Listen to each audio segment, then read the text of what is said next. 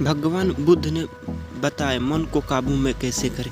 एक बार भगवान बुद्ध किसी नगर से गुजर रहे थे तो भगवान बुद्ध की नज़र एक कपड़े की व्यापारी पर पड़ी जो दुखी और हताश दिखाई दे रहा था। भगवान बुद्ध चलकर उसके पास गए और पूछा कि हे भांते, तुम इतने उदास क्यों हो? अगर तुम मुझे अपनी चिंता का विषय बताओ मैं तुम्हारी कुछ मदद कर सकता हूँ। कपड़े के व्यापारी ने भगवान बुद्ध को प्रणाम किया और उनको अंदर बुलाया। उस व्यापारी ने कहा कि जब से मेरी पत्नी की मृत्यु हुई है तब से मेरे घर पर मेरे छोटे बेटे की देखभाल करने वाला कोई नहीं है, इसलिए मैं हमें इसको अपनी दुकान पर लेकर आ जाता हूँ।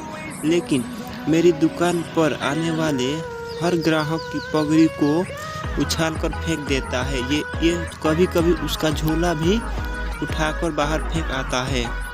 मैंने इसको बहुत समझाया लेकिन यह नहीं समझा। इसकी इस हरकत की वजह से मेरे सारे ग्राहक खुद को अपमानित मानकर वापस चले जाते हैं। भगवान बुद्ध ने बोले, मैं तुम्हारी सहायता कर सकता हूँ पर तुम मुझे वचन दो कि मैं जो भी कहूँगा तुम उसमें दखल अंदाजी नहीं करोगे, ना ही कोई प्रश्न करोगे। व्यापारी भगवान बुद्ध को वचन दे देता है। अगले दिन भगवान बुद्ध एक पगड़ी पहन कर आए और एक ग्राहक की भांति आकर बैठ गए। व्यापारी का बेटा आया और भगवान बुद्ध की पगड़ी को उछाल दिया। भगवान बुद्ध मुस्कुराए और कहा, बहुत अच्छा, जाओ उस पगड़ी को वापस लेकर आओ। वो बच्चा दौड़ कर गया और पगड़ी लाकर भगवान बुद्ध को दे दी। अगले दिन बुद्ध एक कुल्हाड़ी और एक लकड़ी लेकर आए।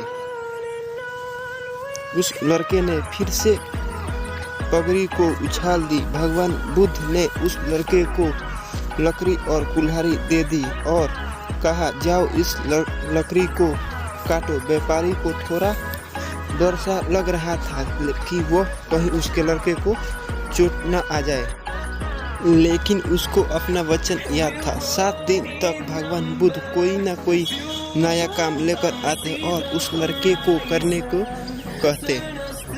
जल्द ही वह लड़का भूल गया कि उसको किसी की पगड़ी उछालनी है। व्यापारी यह देख बहुत खुश हुआ और भगवान बुद्ध को धन्यवाद कहा और इस प्रकार उस लड़के का मन को वश में कर दिया।